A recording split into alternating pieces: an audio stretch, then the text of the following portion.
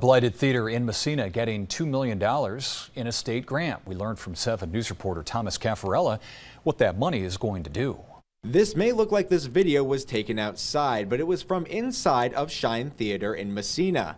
The theater has cracked walls, lousy lighting, and unsteady stairs. Its blighted nature has made it ideal for Halloween. The theater most recently has been used for haunted walkthroughs, and it looks very appropriate for haunted walkthroughs. The theater closed its doors to the public in 1995.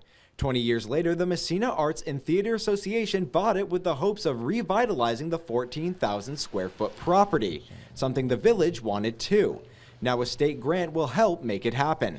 It's a $2 million grant, which will be a huge catalyst towards the interior renovations of the theater. The grant will help the theater get new plumbing, heating, electrical, and more, putting a dent in the $3.2 million estimated costs for the project.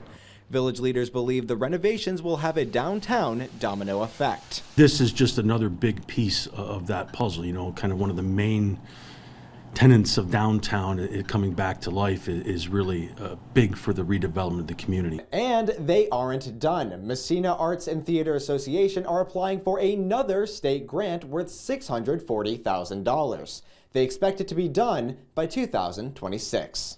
Thomas Caffarella, 7 News.